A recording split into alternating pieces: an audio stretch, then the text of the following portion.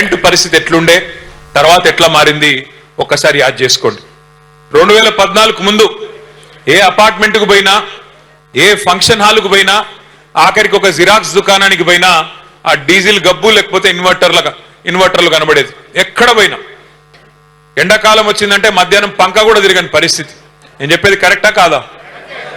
ఎక్కడ ఎంత దారుణమైన పరిస్థితి అంటే హైదరాబాద్ లో సామాన్యులు కాదు, ఆఖరికి పారిశ్రామికవేత్తలు, పరిశ్రమలు నడుపుకునేటోళ్ళు కూడా చివరికి కరెంటు లేక వారానికి 3 రోజులు పవర్ హాలిడే ఇచ్చుకొని పరిశ్రమలు బంద్ పెట్టుకున్న పరిస్థితి. కార్మికులకు పని చేద్దామంటే కూడా పని దొరకని పరిస్థితి.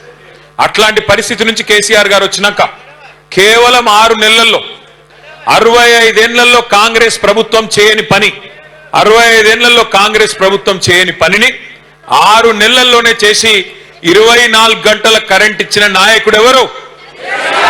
కేసీఆర్.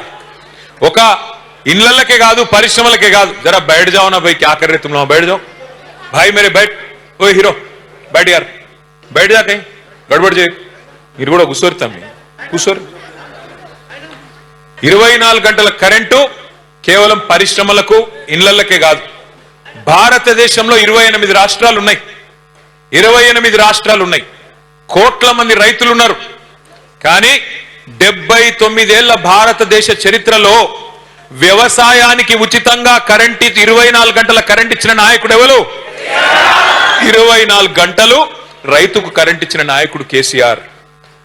రేవంత్ రెడ్డి గారు ఈ రోజు కాదు, ముఖ్యమంత్రి కాకముందు అమెరికాలో ఒక సమావేశానికి పోయినప్పుడు అక్కడ ఆయన అడిగినారు ప్రశ్న, మరి కేసీఆర్ గారు 24 గంటలు కరెంట్ ఇస్తున్నాడు కదా వ్యవసాయానికి, మరి మీరేం చేస్తారు అని అడిగితే ఆ రోజు రేవంత్ రెడ్డి గారు చెప్పిన మాట, వ్యవసాయానికి 24 గంటల కరెంట్ ఎందుకండి, వేస్ట్, 3 గంటలు చాలు అని చెప్పిండు.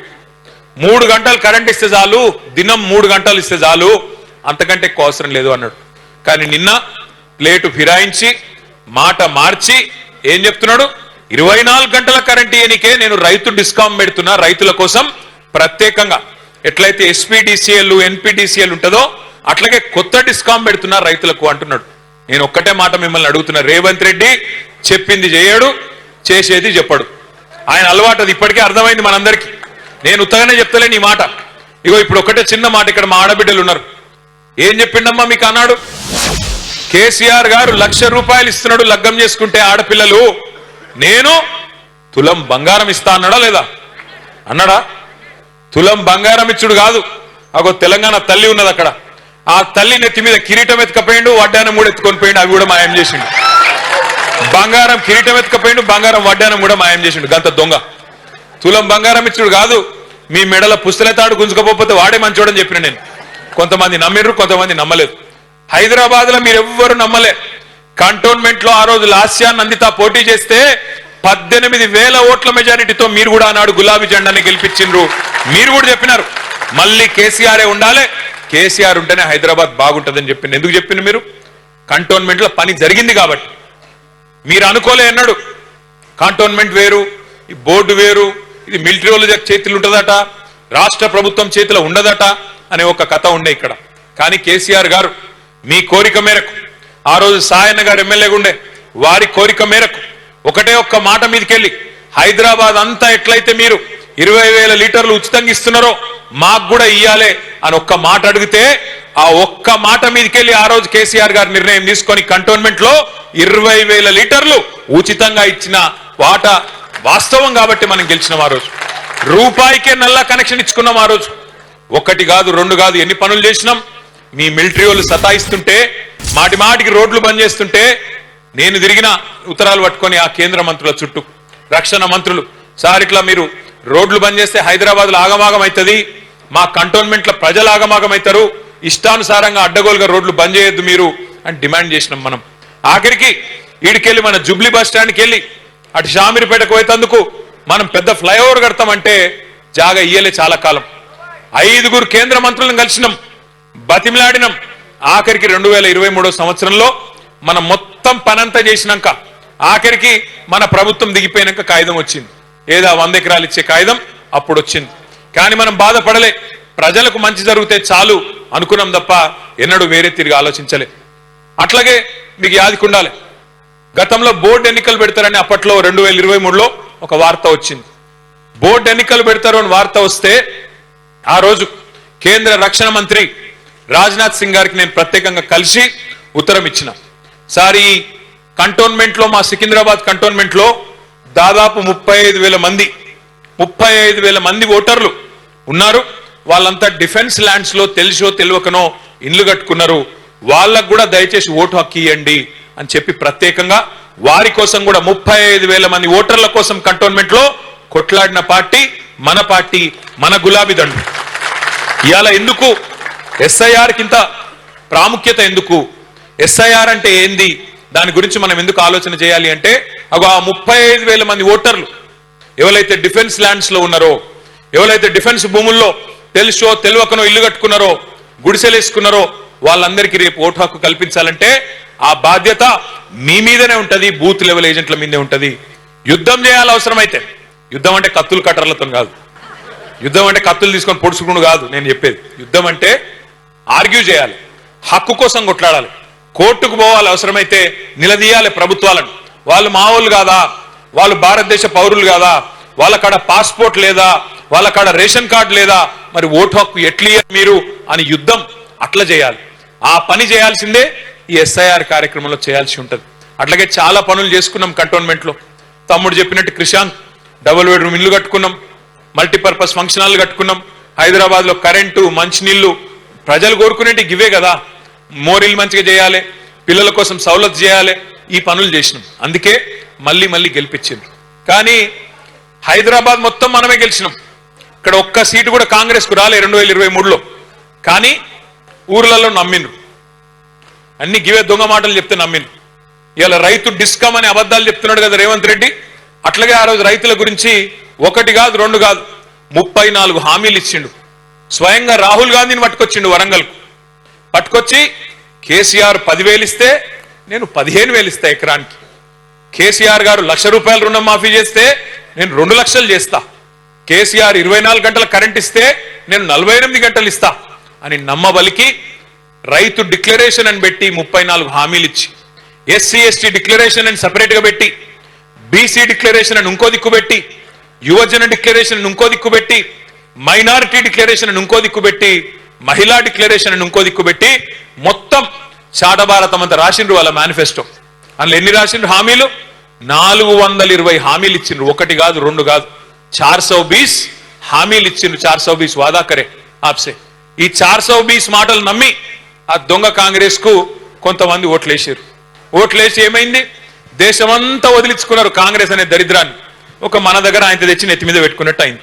ఇప్పుడు నెత్తి మీద తెచ్చి పెట్టుకుంటే ఏమైందో ఇప్పుడు అందరూ అనుభవిస్తా ఉన్నారు. రియల్ ఎస్టేట్ డామ్ అన్నది, కొత్త ఇండ్లు కట్టేది లేదు. కంటోన్మెంట్ ఉప ఎన్నిక వచ్చినప్పుడు లాస్యానందిత చనిపోతే ఆ రోజు నివేదిత పోటీ చేస్తే ఇక్కడ ఒక మంత్రి గారు వచ్చిండు ఇన్ఛార్జిగా. ఆయన పేరు పొంగులేటి శ్రీనివాస్ రెడ్డి. కొంతమంది బాంబులేట్ అని కూడా పిలుస్తుంటారు ఆయన. బాంబులు అంటాడు, అన్ని తుస్సుపటాకలు తప్ప ఏం లేవు. బాంబులు మంత్రి ఏం చెప్పిండు? ఆ రోజు డైలాగులు పెట్టిండు. 6,000 ఇండ్లు, డబుల్ బెడ్రూమ్ ఇండ్లు నేను ఇస్తా, ఇందిరమ్మ ఇండ్లు ఏదో అన్నాడు. 6,000 ఇండ్లు అన్నాడు. చెప్పి దగ్గర ఇప్పుడు 2 ఏళ్ళు అయిందా? అది ఎప్పుడు మే 2024లో ఎలక్షన్ అయింది. ఏప్రిల్ 2024. 6,000 घर देता हूं बोले. मैं आज सवाल कर रहा हूं. నేను ఇవాళ మంత్రి గారిని అడుగుతున్నా, 6,000 ఇండ్లని డైలాగులు కొట్టినావు కదా కంటోన్మెంట్ లో, 2,000 రూపాయలు నోట్లు ఇచ్చి గెలిచినావు కదా, ఇవాళ 6,000 ఇండ్లు అన్నావు కదా మంత్రి గారు. 6 ఇండ్లు చూపెడతావు ఎక్కడన్నా? నీ ముఖానికి 6 ఇండ్లు, 6,000 ఇడిచిపెట్టు. 2 ఏళ్ళు ఒడిచిపోయింది. 6 ఇండ్లు కట్టినావా ఎక్కడన్నా? 6 ఇండ్లు కూడా ఇడిచిపెట్టు. 6 ఇటుక పిల్లలు పెట్టినావా ఎక్కడన్నా? ఇజ్జత్ ఉందా కనీసం మాటలాడితే? ఇక ఈ సిపాయట మనకంటే ఎక్కువ డబుల్ బెడ్రూమ్ ఇల్లు కడతాడట, లేకపోతే పోటీ చేయడట. అరే దమ్ముంటే నేను అడుగుతున్నా రేవంత్ రెడ్డి, నువ్వు చెప్పిన 420 హామీలు అమలు చేస్తా, చెయ్యకపోతే పోటీ చెయ్య అని చెప్పి దమ్ముంటే చెప్పు, బయటకు వచ్చి చెప్పు. ఉన్నదా ధైర్యం? 6 గ్యారంటీలు అంటివి, 100 రోజులు అంటివి, డైలాగులు కొడుతీవి. 6 గ్యారంటీలు 100 రోజుల్లో అమలు చేస్తా అని డైలాగులు కొడుతీవి. మరి 100 రోజులు వారా, ఇప్పుడు 900 రోజులకు వచ్చాయి. ఈ మధ్యన మొన్న ఆదిలాబాద్ పోతే అక్కడ ప్రెస్ వాళ్ళు అడిగింది, ఏమైనా రేవంత్ రెడ్డి గారు 100 రోజులు అంటివి, 6 గ్యారంటీలు అంటివి, మరి ఏమి కనబడతలేదు, ఏం సంగతి అంటే ఏమంటుండే ఎరికైనా కొత్తగా? ఎంత పెద్ద పైల్వాన్ అయినా, ఎంత కండలు తిరిగిన ఉస్తాద్ అయినా 3 నెలలనే పిల్లలు పుట్టిస్తాడా? ఈ మాట ముఖ్యమంత్రి చెప్పన్నా, మాకు తెలియదా? 9 నెలలకు పిల్లలు పుడతారని మనకు తెలియదా? మరి నేను ఒక్కటే అడుగుతున్నా, రేవంత్ రెడ్డి గారు 3 నెలల పిల్లలు పుట్టారని మాకు ఎరికే, కానీ 30 నెలలైనా పుట్టకపోతే నిన్నేమనాలి? మరి 30 నెలలు ఒడిచిపోయాయి కదా, మరి ఏమని పిలవాలి ఇప్పుడు? నేనేం అంటలేను. ఏమన్నా అన్నావు అనుకో, గట్టిగా అన్నావు అనుకో, నీ లాగుల తొండలు ఇడిచి పెడతా. నేను అందుకే చెప్పిన మొన్న వాళ్ళ తమ్ముని పేరు కొండలరెడ్డి, వీని పేరు తొండలరెడ్డి, వీటి కూడా తప్పడే లొల్లిపోతుందని చెప్పిన. అది ఏం భాష, ఏం మాటలు, ఏం గలీజ్ మాటలు మాట్లాడితే నోరు తెరిస్తే బూతులు తప్ప. ఎలక్షన్లకు ముందేమో వాగ్దానాల వరద, ఇప్పుడు నోరు తెరిస్తే బురద, అంత తప్ప ఏమీ లేదు. ఒక్కటంటే ఒక్క మంచి మాట. తెల్లారు లేస్తే ఎక్కడ మాట్లాడినా ఆఖరికి పిల్లగాన్ల ప్రోగ్రాంకి పోయిన మోనెక్కను ఎదురున్న స్కూల్ పిల్లలు ఉన్నారు, వాళ్ళ ముంగట ఏం మాట్లాడనో కూడా తెలియదా నీకు? కనీసం ఎదురున్న ఆడపిల్లలు కూర్చుంటే ఏం మాట్లాడనో తెలియదు, స్కూల్ పిల్లలు కూర్చుంటే ఏం మాట్లాడనో తెలియదు. ఏడవైనా ఒకటే లొల్లి. పేగులు తీసుకుంటా, మెడలేస్తా, గుడ్లు వీక్తా, గోటీలాడతా, లాగుల తొండలు ఇడిచి పెడతా, నేను చెప్పులు ఎత్తుకపోతా అనుకుంటారు ఢిల్లీలో. ఇవే మాటలు, లఫుడ్ మాటలు తప్ప ఒక్క మంచి పని ఇది నేను చేసిన. హైదరాబాద్ లో నేను అడిగిన మొన్న ఏమని, ప్రభుత్వాన్ని 1,00,000 డబుల్ బెడ్రూమ్ ఇల్లు మేము కట్టినాం. కేసీఆర్ గారి ప్రభుత్వంలో 1,00,000 డబుల్ బెడ్రూమ్ ఇల్లు మేము దగ్గరుండి మున్సిపల్ మంత్రిగా నేను కట్టించిన. నేను అడిగిన, నువ్వు 2.5 ఏళ్ళు అయిపోయిందంటే 50% టైం అయిపోయింది నీది. ఒక్క ఇల్లు కట్టినవా? ఇందిరమ్మ ఇల్లు కడితే నేను రాజీనామా చేస్తా అని చెప్పిన. ఒక్కొక్కడు లేచి ఎగిరెగిరి పడుతుడు, గింతున్నోడు కూడా. ఒక ఇల్లు చూపెట్టురు రాయి అంటే అది చేత కాదు. నేనేమడిగిన, నేను ఒక్క ఇల్లు కట్టినరా, కానీ ఎన్ని వేల ఇల్లు కూడా కొట్టినరు మీరు. హైడ్రా పేరు మీద ఎంతమంది గరీబుల కొంపలు ఉచ్చుకున్నారు, అది ఎందుకు చెప్పరు అంటే ఎగిరెగిరి పడుతున్నారు ఒక్కొక్కరు. నేను అడుగుతా ఉన్నా మిమ్మల్ని అందరినీ, కేసీఆర్ గారు ఉన్నప్పుడు హైదరాబాద్ మహానగరంలో 1 కాదు 2 కాదు 2.5 లక్షల మంది పేదలకు జీవో నంబర్ 58 కింద 59 కింద గరీబులకు పట్టాలు ఇచ్చినాం. తెలుసో తెలియకో గవర్నమెంట్ జాగాలో ఇల్లు కట్టుకుంటే 2.5 లక్షల మందికి పట్టాలు ఇచ్చిండు కేసీఆర్. నీ ముఖానికి నువ్వు ఒక్కలకి ఇచ్చినావా పట్టా? ఒక్క పట్టా ఇచ్చినవా? ఒక్క ఇల్లు కట్టినవా? ఒక్క ఇటుక పెట్టినవా? హైదరాబాద్ లో ఇలా మాట్లాడడానికన్నా సిగ్గుండాలి. ఏమనంటే జేబుల రిబ్బన్లు కట్ చేసేందుకు ఒక కత్తెర పెట్టుకొని తిరుగుతున్నాడు.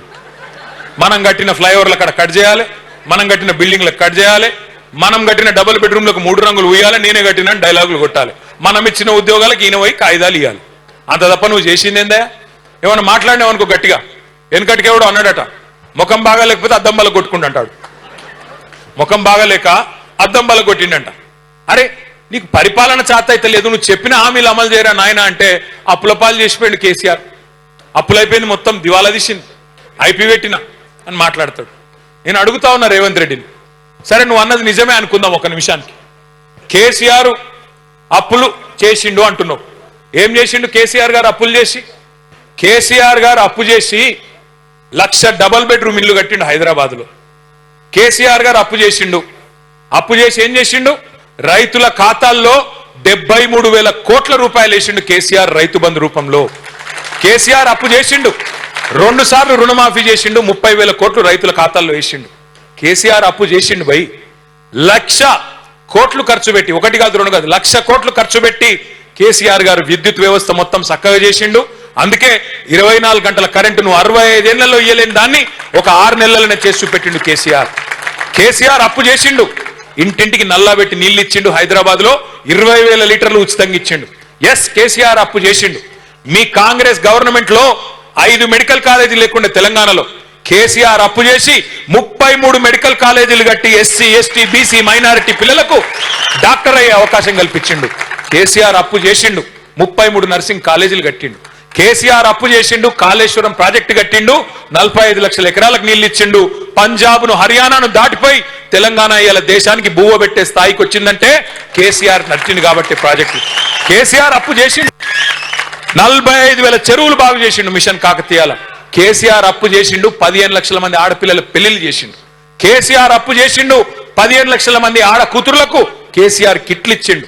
కేసీఆర్ అప్పు చేసిండు, 200 పెన్షన్ 2,000 చేసిండు. నేను అడుగుతున్నా రేవంత్ రెడ్డి, నువ్వు వచ్చి 2.5 ఏళ్ళ 4 లక్షల కోట్ల అప్పు చేసినావు. ఎవరికి ఇచ్చినవా పైసలు? ఏ రైతుకి ఇచ్చినావు? ఏ గరీబోనికి ఇచ్చినావు?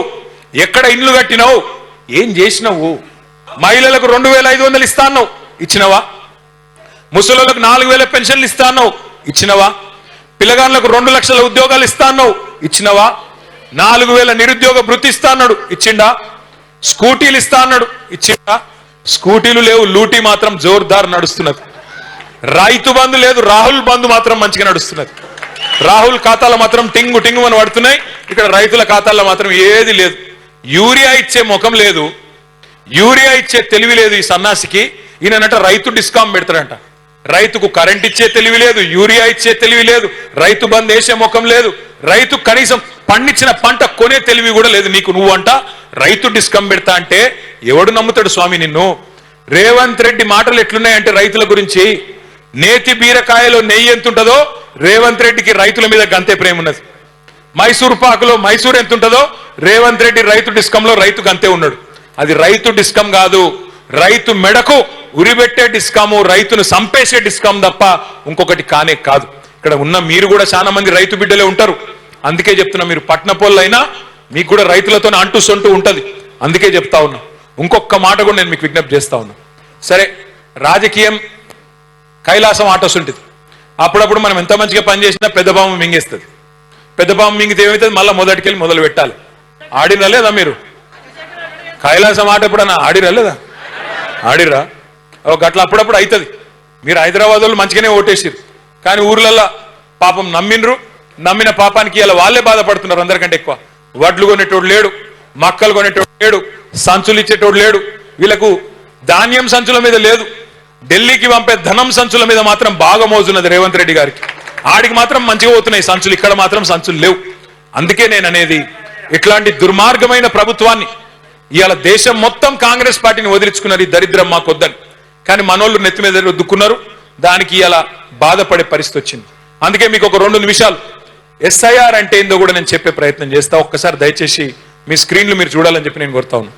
ఎస్ఐఆర్ అంటే special intensive revision. Special intensive revision అంటే ఏంది, దీనికి ప్రత్యేకత ఏంది, దీని అవసరం ఏంది, ఎందుకు చేస్తున్నారు, మీకు ఒక నిమిషం మీరు అర్థం చేసుకోవాలి. భారతదేశానికి స్వాతంత్రం 1947లో వచ్చింది. 48లో మనకు తెలంగాణ రాష్ట్రానికి, హైదరాబాద్ రాష్ట్రానికి 1 సంవత్సరం తర్వాత మనకు స్వాతంత్రం వచ్చింది.